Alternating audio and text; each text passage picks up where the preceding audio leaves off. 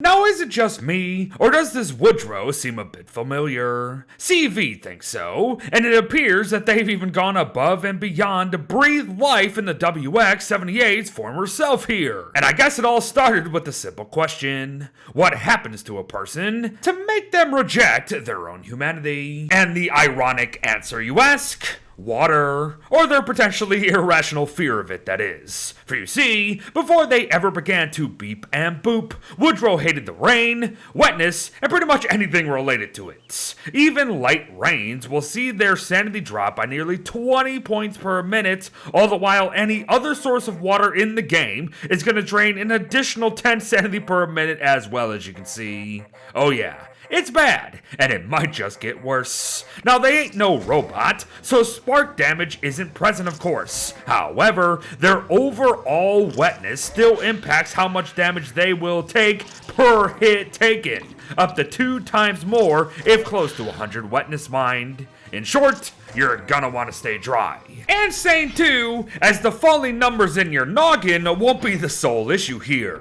Not when the drain itself will also be impacting your overall strength. Now, I typically do not enjoy the whole sanity is tied to damage nonsense perks out there, but in this case, we're only talking about an increase of 30% at its best, and a significant and quick nerf over time as seen here, so I'm gonna let it fly.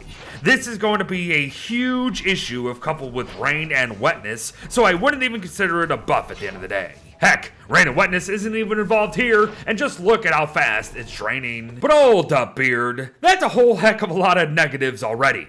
Where's the good stuff? Ah, yes. To begin, in hopes of balancing all them sanity drains we just mentioned, Woodrow can craft lying robot trinkets that will help stack and add a positive sanity regeneration effect at the cost of an inventory slot. So enjoy it and take advantage. Stale food is actually more efficient in its hunger and health gains for Woodrow overall, so once again, take advantage of that if and when you can. Their infatuation for the moon allows for them to not only benefit from a speed boost on both the Lunar and Krabby Hermit Islands, but has also granted them additional knowledge of moon-related crafts, just like their infused moon shard refinements here. And lastly, as Woodrow drifts ever nearer to transhumanism, even the actual robots of the constant begin to accept them more and more. Now, Clockworks will still aggro, but Woodrow will have to be far closer to them than most for them to do so. And there you have it, the good side of someone who, sadly, hates the good side of themselves. To continue though, Woodrow was partners with the not-to-be-trusted evildoer Wagstaff himself, and because of that,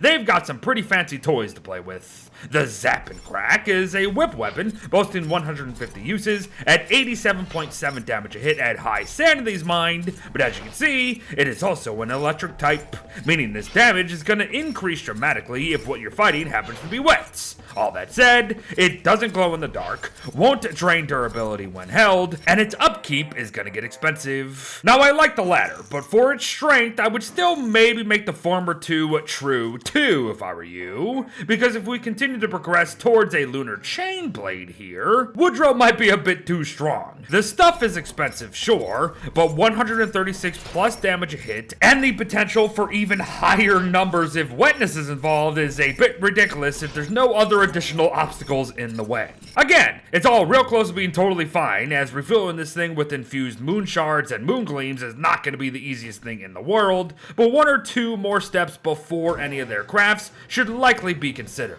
But before we go, folks, let us turn our attention to the usuals. Yes, Woodrow somehow makes it into the constant, grumbling at 150 hunger, 100 sanity, and 150 health respectively, so anticipate a lot of stat managing in your future for sure. Woodrow doesn't have a ghost, which I suppose makes sense, as technically a future doesn't exist for Woodrow's body and soul itself. And finally, as you saw at the start there, Woodrow offers us 2 new skins too, if you've got the modded skins mod enabled, so be sure to enjoy all of them if and when you get the chance. And there you have it, everyone. Woodrow, the shadow of WX-78's and all of their transhumanist glory. Brought to us by ZV, I found them to be quite compelling on an initial read of the perks here, and to my surprise, they turned out rather well once in game 2.